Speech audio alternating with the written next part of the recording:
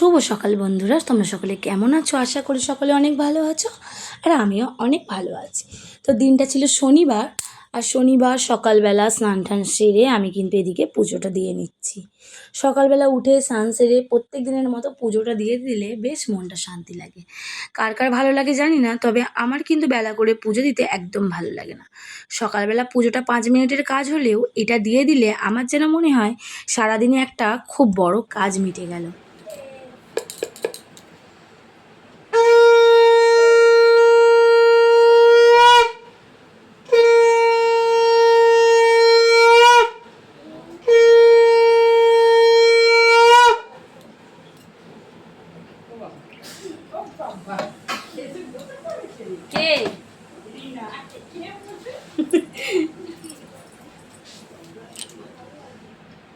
তো আজকে মা একটু তাড়াতাড়ি বাড়ি চলে এসেছিলো, যেহেতু আজকেই ছিল 15 আগস্ট।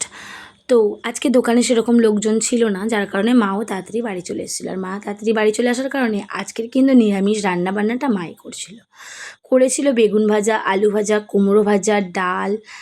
আর এদিকে আমি কিন্তু বাবুকে পড়াতে বসিয়েছিলাম, যেহেতু রান্নার ঝামেলা ছিল না। আর ওকে কিন্তু আমি আজকে স্কুলে পাঠাইনি, কারণ ওর তো একটুতেই শরীরটা খুবই খারাপ করে যায়, তো সেই কারণে আর স্কুলে পাঠাইনি।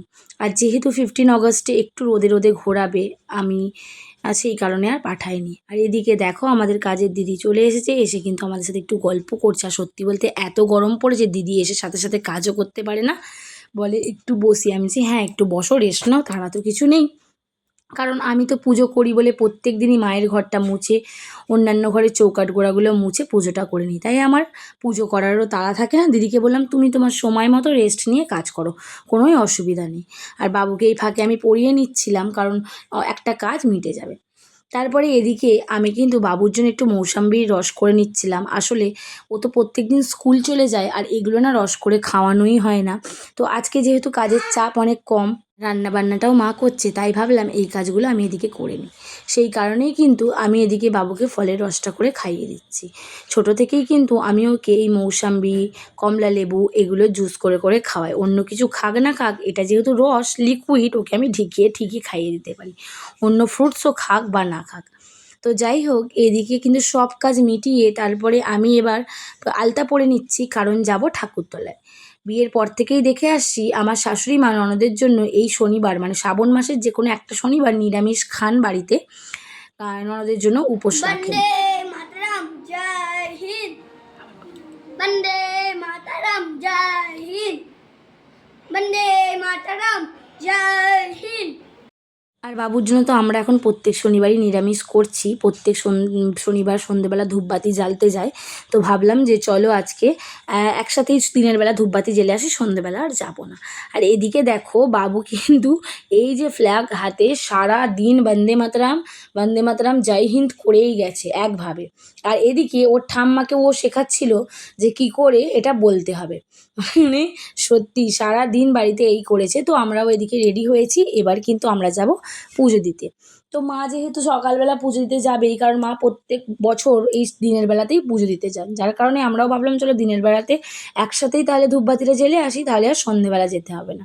তো টোটো করে একদম সবাই মিলে চলে গেলাম পুজো দিতে। তার আগে কিন্তু আমাদের পাড়ার এই যে মন্দির, রক্ষাকালী মায়ের মন্দির, সাথে কিন্তু আমাদের শিব মন্দিরও হয়েছে। তো এখানে আগে ধূপবাতিটা জ্বেলে দিলাম। তো যেহেতু পাড়া দিয়েই যাচ্ছি, তো এখানে তো আমাদের মানে মেন ঠাকুর আমাদের পাড়ার, তো আমরা ভাবলাম চলো এখানে আগে ধূপবাতিটা জ্বেলে দেওয়া যাক, তারপরে কিন্তু আমরা একেবারে চলে যাচ্ছিলাম পুজো দিতে। আর এদিকে কিন্তু আজকের ওয়েদারটা বেশ ভালো ছিল জানো তো। আর আমি ছাদে সমস্ত জামা কাপড় কেচে এতক্ষণে আমার শুকিয়েও গেছিলো, কিন্তু কটা মোটা মোটা জামা কাপড় ছিল, ভাবলাম শুকাবে না, এসে তুলবো। আর এই দিকে দেখো এটা হচ্ছে আমার ভাসুর আর ভাসুরের মেয়ে। ও কিন্তু আজকে সেজে গুজে, আর ছোদ্দা যেহেতু ফটো তোলেই, ক্যামেরা করে, তো এই যে মেয়ের ফটোশ্যুট করাতে নিয়ে যাচ্ছিল। আর বাবুর যে ছবিগুলো আপলোড করেছিলাম তোমরা দেখেছো, ওগুলোও কিন্তু এই দাদাটাই তুলে দিয়েছিল। তো এই যে ট্রেন যাচ্ছিলো বলে আমরা একটু থেমে গিয়েছিলাম, তো তারপরে আমরা এই যে আবার গেলাম। আর রাস্তাঘাটটা দেখতে কিন্তু বেশ ভালো লাগছিলো, কারণ চারি জায়গায় ফ্ল্যাগ দিয়ে খুব সুন্দর করে সাজিয়েছিল, দেখতে সত্যি খুব ভালো লাগছিল। আর যাই হোক, মায়ের মন্দিরে আমরা পৌঁছেও গেছি, এখন আমরা পুজোটাও সম্পন্ন করে নেব। আর বাড়িতে ফিরে দেখলাম সব জামা কাপড় কিন্তু ভিজে গেছে, কারণ বৃষ্টি চলে এসেছিলো। তো যাই হোক বন্ধুরা, ভিডিওটা এখানেই শেষ করলাম, বাই।